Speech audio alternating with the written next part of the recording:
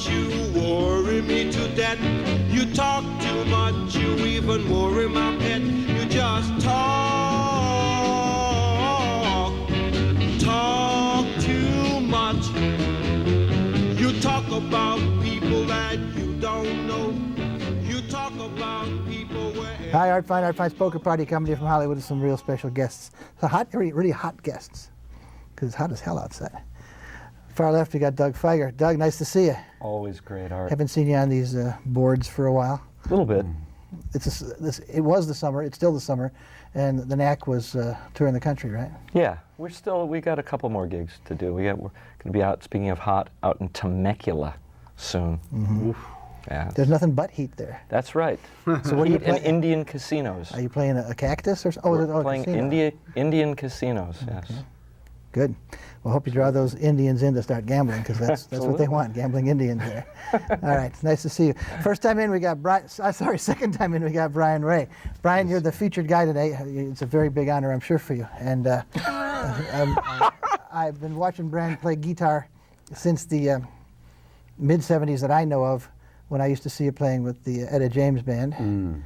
How long did that go on? That went on for 14 years, off and on, since, let me see, 74 to 88. That's when I met you as well. Yeah. At the Parisian. Exactly. I was just thinking Wait a about that second, on the they were way in playing, here. you went to the Parisian? Oh, absolutely. I tried to get her. Yeah. I tried to get them signed to Capitol Records. Really sure did. hard. Yeah. Yeah. I brought everybody down. They just wouldn't go for it. Yeah, that was a great old club, too. It was great, yeah. And I remember that night, your voice was so blown. He had been carrying on too much. Yeah. His voice was completely hoarse, but he was trying his best to speak anyway and sell us on a record deal. I remember. Yeah. Man alive. Okay, so Brian, you played, well, first of all, we also got to talk to Paul Bodie. Yeah, what's happening, man? Have you got a record? Oh. Nothing, man. You're clean? I'm clean, man. Doesn't have an arrest record. I'm either. flopping, That's man. what I I'm meant. flopping. I'm flopping like. Well, you got a good record out. You got the Love Is Like Oh, Rasputin. not only that, man. I got a. Love Is Like Rasputin. Widely unavailable, but very, very no, cool. on the internet, man. I saw it on the internet. Spoken some word people thing. had it for $8, man. Really? Some sick people, man. It's a good On thing. eBay? Yeah. No. Just some internet thing where they have a bunch of old dead CDs, man. Wow. So cut out bin. Yeah. So that's cool. But You they're got, selling it for $8. you got a Sheiks of Shake records out from the 70s? Somebody wanted one of those. Some guy wanted one of those on the internet. I looked, man. That's Yeah, another sick person. Man. And anything? I got a bunch of them. Anything in the hopper? I'll give him one, huh? Anything in the hopper? No, man. The latest thing I have out is a thing called "My Man Scrap Iron Couldn't Make It." A thing. I beg your pardon? My Man Scrap Iron couldn't make it, and the reason why it's called that because my man Scrap Iron Jr. couldn't make it because we were at a couple of years ago. We were at the Blues Festival, and Little Milton has this guy named Scrap Iron, saying, now coming on here is going to be a young man. Little Milton's 65 years old. He's not a young man. So anyway, I told my man Daryl Lafayette, I said, next time I do my poetry thing, you're Scrap Iron Jr. So I did a Scrap Iron, did a poetry thing. He couldn't make it, so that's why it's called my Scrap Iron Jr. Couldn't make it. KXLU. So it's a recording of something you did live live on show. the radio. Live show. Okay, we'll be looking for that where? Oh, at my house. All right. Maybe you'll come on this show and do it. It'll be terrific. And Doug, we know so much about you. There's nothing more to say. Nah, so absolutely. Let's talk. I'm absolutely uninteresting. No, you don't want to know. But you've been on like 170 of these shows, so At least. we've covered every minute of your life. Every minute. So let's talk about Brian, who tells me he was on before, which is very interesting. You were on with Spider Middleman in I probably was. about 1990 or something like that, or 88. Yeah, or about something. 89, something like that, with a band called Charm School. Yeah. The Spider Middleman was the singer and the entertainer, the MC, the saxophonist. Very entertaining. And he was in a kind of a pirate phase at that point. It was funny enough. Great guy. I miss him a lot. So, so welcome back. Incredibly talented Welcome guy. back to our show. Thanks, it's a pleasure to be here. Really. So there's the Etta James bit. How did you get onto the Etta James band originally? Oh, there's a guy named Phil Kaufman. And if you know anything about Graham Parsons, yeah. the Road Mangler Deluxe. And I had played at a party for Phil Kaufman out at his house out in the valley, and it was to raise money to make bail because of the Grand Theft Parsons, because he had. It's a long story, folks, but I was playing there with Bobby Boris Pickett, doing the Monster Mash with a band called the Crypt Kicker 5. Wow. Which is kind of ironic. That was an early gig of yours, or a one-time gig with the Crypt That Kicker was 5. an early, probably my first professional gig, yeah. And I was playing. Wait, professional means you get paid. Yeah, exactly. Did you get paid? Yes, I did. Oh, wow. I did, yeah. Oh, okay. And yeah, so I met Phil at that party, and Phil Kaufman one morning just said, "You want to come up and come to a rehearsal of Etta James's? The other guitar player can't make it today." And I said, "Yeah." And I jumped in the back of his van with my guitar and hightailed it up there and played with Etta James. And she said, "I like that little white boy." So we went off and played Long Beach, I think, that night. Sheesh. And that was the beginning of a 14-year relationship. Very cool. Yeah. Now, I saw you downtown at the Philharmonic, or the L.A. Phil with Bobby Bland. Oh no, Clifton Chenier. Oh, you were my on that God. show too. Yeah. And I've seen you at the whatchamacallit, the Coconut Grove. Oh the show my God, there. that's right. Yeah, That a was lot about of shows. 78 or something. Yeah. And other places. Actually, where was the one? Did I get sick at that one? I got sick at the Bobby Bland B.B. King taping because they gave you free food and I ate like all the shrimps they could get in me, and I didn't know I was allergic. So the next morning I woke up swollen. eat it But with the same kind of location was a in a studio month where with an R in it. where the same thing at the studio where there was a Etta like demonstration thing where she was playing for the press or something like that at a not at a club but at a studio. But you must have been there. I'm too. just so happy that she's gotten her due again. Mm-hmm. You know, Yeah, she because there has. was a time there, you know, that I couldn't believe that Capitol Records would not sign her. Mm-hmm. You know, and I begged and pleaded and jumped up and down, and they just, I'm sorry. All right, well, we've talked some about Etta and some about Doug, but we haven't mentioned the, I guess, passing fact that you're playing for Paul McCartney right now. That's a fairly good gig. Now, have you been working your way up over the years in guitar jobs? Is this something I that guess so. where Yeah, I people- just got really lucky once again to get an opportunity to play with him. You know, I just really swing an Well, opportunity. now, how'd that I got. happen? Was it a wrong number? It's or kind of a what- wrong number, exactly. How does a person get such You a know job? what? I was working in France with Johnny Halliday, Mm-hmm.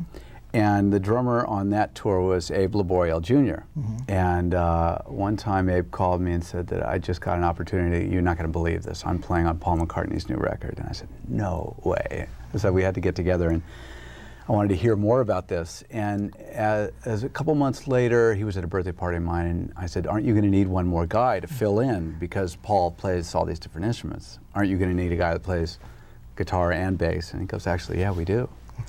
I said, I'd love a shot at that. And that's really where it began. He gave my number to David Kahn, the producer, and David called me up and invited me to the Super Bowl. Yeah. And this literally the Super Bowl? Or Yeah. the Super Bowl Play of, one of song at the auditions? Super Bowl. Oh, that's what it is. Yeah. Well, that's right. He did the Super Yeah. Bowl thing, right? Yeah. And that was the first time this band, as it stands, Right. played together. Yeah. But you got to explain Johnny Halliday. Do I have to? Well, kind of, yeah, I Okay, guess. well, Johnny Halliday is the mean, Elvis Presley of France, Right. right? And he's been. Oh, Yeah, these You know these who guys it is. know, but the Right, audience yeah. may, But I may mean, not. you know, so many great players have come in and out of Johnny's bands too. There's Jimi Hendrix, for one, played on the French version, Johnny Halliday's version of Hey Joe, played 12-string guitar on it, and opened for Johnny Halliday. So he goes back a way. He started his career in like 1960, and he's like the blonde Elvis of France. Great fun, great guy. I mean, how did you land on that one?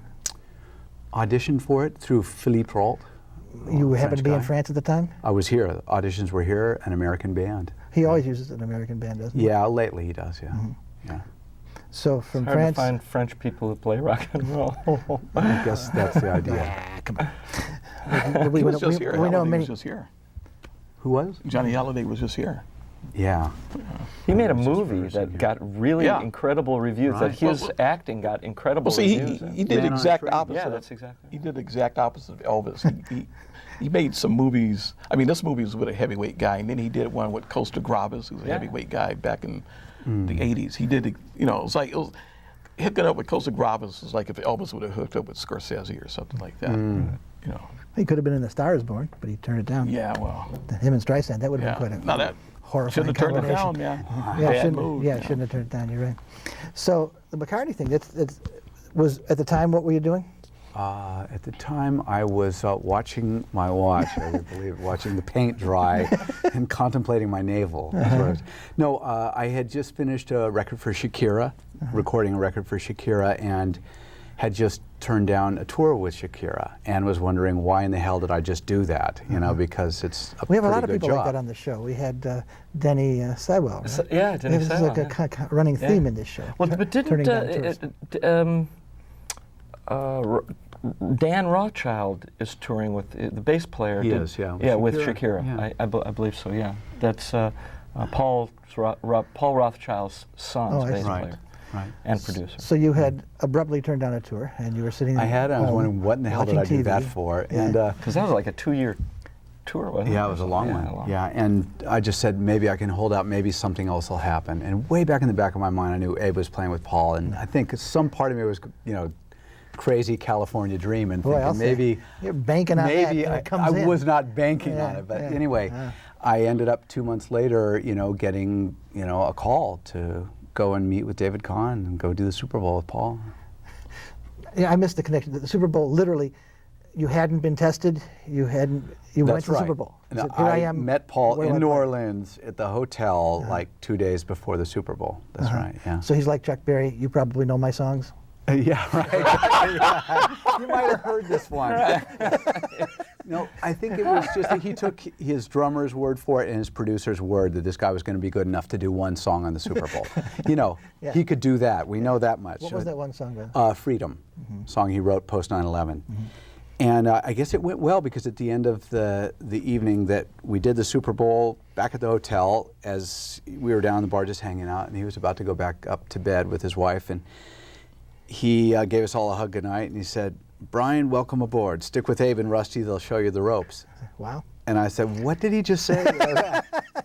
What did that mean, guys? And they just, yeah. So I came back to LA and worked my ass off for 5 weeks just preparing for it, playing a lot of bass, a lot of guitar, singing a lot. With his songs? With his songs. Just everything I could grab, Well, they didn't give you a book to go through? No, I just guessed. I swear to God, I didn't get a set list till a week before rehearsal. But he doesn't throw like Old Brown Shoe in or anything like that into the... Once in a while, That's you'd not be his surprised. song, Well, he might surprise you. Once in a while, he'll play something you'd never expect. Yeah. Yeah. But then you know it anyway. So that's really a terrific story. Are you an LA guy? Yeah, born and raised here. Standard first question is, what's the first record you bought? Geez, I don't remember the name of it. It was an instrumental sax record that when I dropped the needle on it, it started out as like a little ballad, and then it kicked into this rockin' band.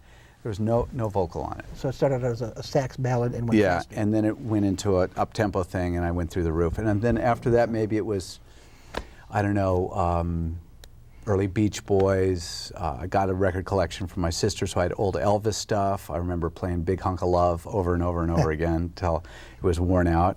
And bass solo in it. Boom, boom, boom, boom, boom, boom, boom. It actually has a prominent little bass. piano and bass solo.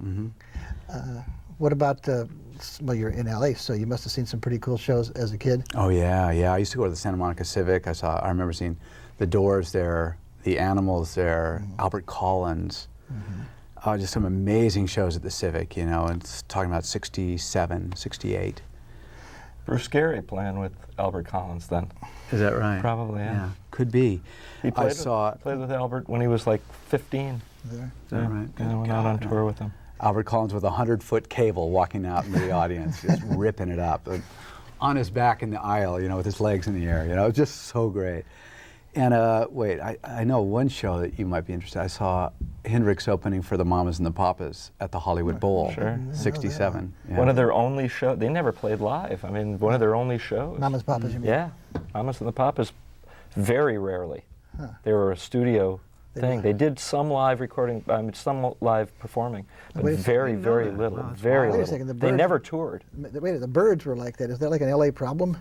No, the Byrds played around LA though. They played clubs around LA. The Mamas and the Papas did not. They never. They played big shows, like they played the Monterey Pop and they played the Hollywood Bowl and they played a couple other shows. Like Nilsson, I think, had when he was alive done 4 shows in his whole he's not career. doing anything now. Ever. He's not doing much. Exactly. He's not doing If much. he's doing something now, watch out. Right. But Harry only did so. And the Mamas and the Papas were like that too. So that's a very rare thing.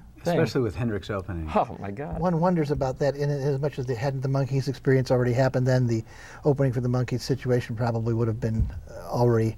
He's not an opening But it's kind a of hipper. guy. I think it would be a hipper audience, wasn't it? Well, Kinda? don't forget. Actually, no. It was a bunch of people waiting to hear Monday. All right. And here Yeah, comes there you go. Don't forget Jimmy Dion. licking his guitar and Right. like humping it and lighting it on fire. Well, They didn't know and what that was at the going Hollywood on. Bowl had they flooded the No, there was pool? the pond. I just saw pond? photos Yeah. today of the sound check of the very gig. Wow. Long story, but I'll tell you after the show. What were you going to say about Hendrix? No, because he was the act that came on at Monterey Pop before they did.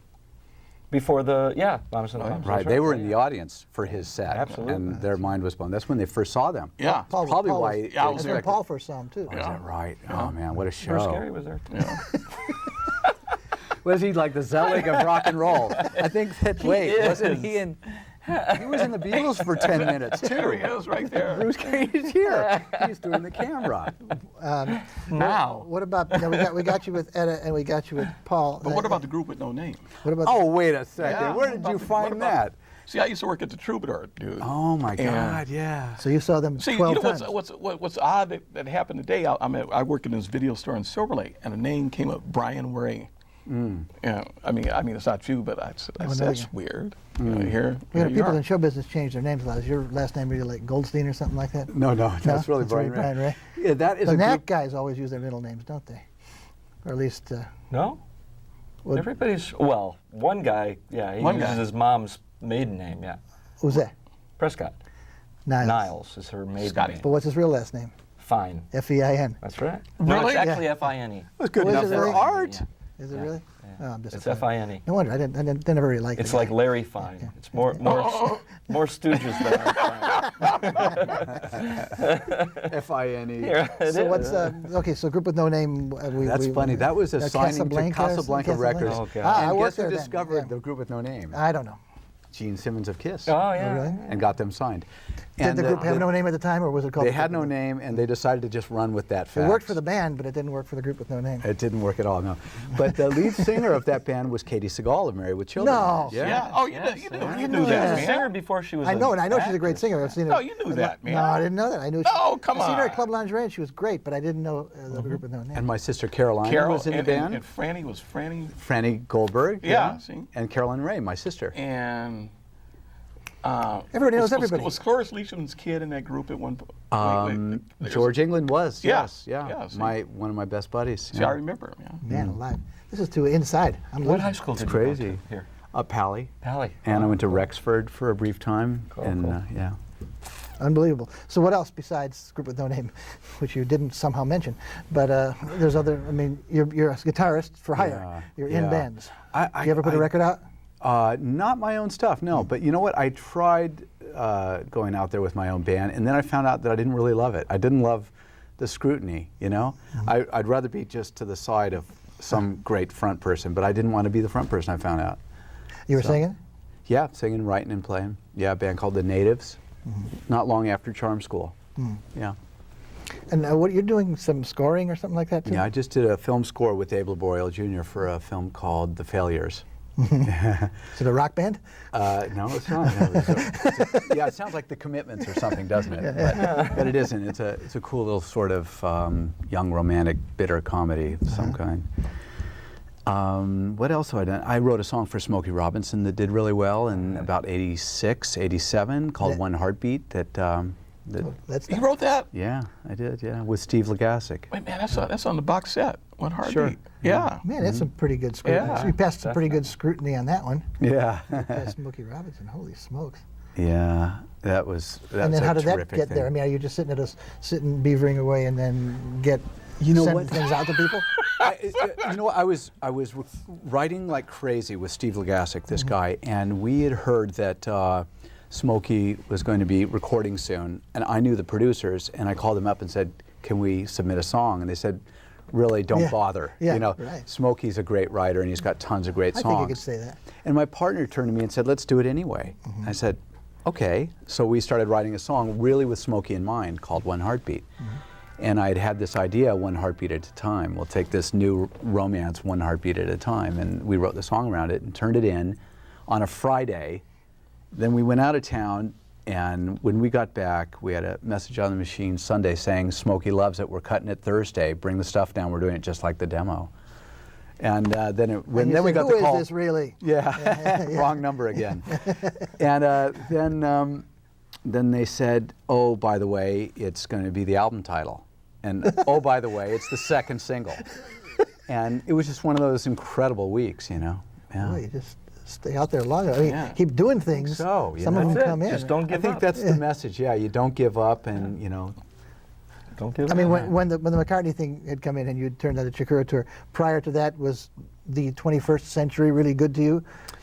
I just finished a tour with Johnny Halliday that was great. Great that was fun fairly in fresh. 2001. Yeah, really fun. And before that, Mylène Farmer. Does Johnny play primarily France? Yeah, all French-speaking Europe, so including Brussels and some islands that speak French and stuff like that. Antigua? It's amazing. That's French there. No, we were in Guadeloupe and Martinique, though. Martinique, that's what I meant. Yeah. I meant in Martinique. I was See, thinking, man, I should have worn my Johnny Halliday T-shirt. You got one? Yeah, sure. Paul's heading I've for got Paris some, next too. week. He Sure. goes once a year. For Oh, a he's month. great. Johnny is the best. I mean, the guy, he looks good. He's, what can you say? He does play What can you say? play man? Martinique, huh? That's Yeah. amazing. Yeah. That's so. And again, that was how long were you with Johnny?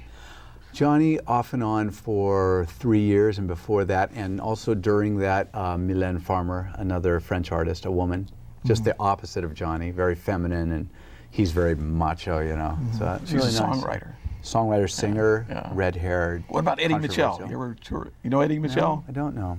No. Eddie Mitchell. Yeah. Well, I thought you said Butchell. But yeah, Eddie Mitchell. That's. Yeah, he's great. He was around a lot. I got to talk to him. Oh, you got to talk to Yeah, him? sure. 'Cause he's like, there's Johnny Halliday and then there's Eddie Mitchell. That's right. He's the guy that Johnny looked up to. Yeah. Eddie Mitchell. So, Right. that's how You put him down here. Is he smaller? I've never seen him, but he's also a fairly decent actor. He's been in fairly good movies. Yeah. See those rock guys? At least they know, man. They know. So on the edit tours, did you get out of the country at all? In other words, Sure. Yeah. Yeah. In fact, 'cause that must have been a big jump for you. wow. I mean, 75. We Yeah. played my first time to Europe. yeah. We did a German television show, right? Just me and a German TV band playing Etta James music, like Tell Mama. Well, you were the only person, the guitarist. That's all there was. Yeah, just Etta and I traveling together. In the early days, that was it. Etta, her husband Sam, and I. And we'd put together bands wherever we So went. was Kaufman still the road manager then? He was, yes. At that point, he was still so doing you're it. with her in '74, right? 74 was my first gig, yeah. God, do you remember playing? Did you play the Troubadour then? Because I saw her then. You saw her in the band that I came in just after. Oh, okay. Yeah, that was a 'Cause that was the first time I legendary re- gig, yeah. Because that was the first time I ran into Kaufman. Yeah, Because that's the right. manager said, "You know who that guy is." Yeah. The most prominent thing about Kaufman I like is that his license plate, which was retracted, Right. was PH space KAUF, Phil Right. Kaufman, or F Kauf. Right. Which is great. Which is great, and they actually made him send it back. Yeah. Yeah. You're also touring with that other guy, McCartney. That's the guy. Now, what about traveling around the world on that? Are you going to Iceland? Are you going to Egypt? Are you going to Nigeria? Or is it? There is a tour being planned for 2004, so that's nice. And we just Aren't you finished a doing a European record? tour. We're doing a record. I leave Saturday to start a record, and we're recording in England. Yeah, with Nigel Godrich, who did Radiohead's last stuff. Oh, cool. Wow, terrific. Should be fun. And then we're going to work at Abbey Road with David Kahn and with Jeff Emmerich. So Wow. some Oh, exciting great. stuff going on. What about a McCartney show? I mean, are they still tearing clothes off, or are the audience kind of old? They're kind of trying to get the It clothes is off. mad. It is nuts. And it sort of grew because we toured for a year and a half off and on, 3 legs of different areas. And the audience, as the tour went on, got crazier and crazier and louder and younger. And it was really fun, really great time. And there's a docu coming out in September. Paul McCartney plays Red Square, which we just saw in the other day. And it's pretty good. It's pretty good. The footage, I was horrified because I'm the guy that wants to hide under the chair whenever I see myself on screen. But, it's just because it's hard to watch yourself. I mean, even actors say that, you know. But this was the first time I really enjoyed it. I was like, that's a good show, God, we sound good, it was nice. Well, did you go back and sweeten it? Not a bit, not one fix. No, it's really nicely mixed by David Kahn, and it sounds great, really nice. And the Moscow thing, of course, he's played there before. You said He Red had Square. never been to Moscow before. What Russian album am I He thinking did of? that Russian album. He made it to be back- distributed yeah. in Russia? Yeah, it was all old rock and roll songs that was only sold in Russia. But he never And- went there. But Yeah. he'd never been there. Yeah, I'd never been. And what do you mean Red Square? I mean, it's in the Kremlin and Right there in Red Outside, Square. they They did a had big a- show, yeah. The Kremlin. they There was a big erected a controversy stage. about that too, Basilica. because the old hardliners who are still there, obviously they were deposed. They thought it was sacrilege, to have this Western capitalist, Well, those Beatles can't win because, I mean, when they made back in the USSR, they got a lot of shit for, Right. for the opposite. Yeah, well, it was illegal to own a Beatles record in Russia. And if you were caught selling one or buying one, you could do time. So they in would the actually, gulag. We're in the Beatles gulag, man. they would print a Beatles record onto X-ray film, and they would call these things bones, and they would sell them. You could actually print an LP onto the Mylar that they use for X-ray films. Wow. And it's fascinating stuff. Yeah, it's amazing. It's like a floppy Yeah, Did you play album. back in the USSR in Red Square? a couple of times. Oh, okay. A couple. How can you not? We played it all night long. Well, that must have been a big kick for you It to was be a playing really on kick. that It was thing. an amazing kick, yeah. To be playing back in the USSR Amazing. there. Wow. Yeah, amazing kick.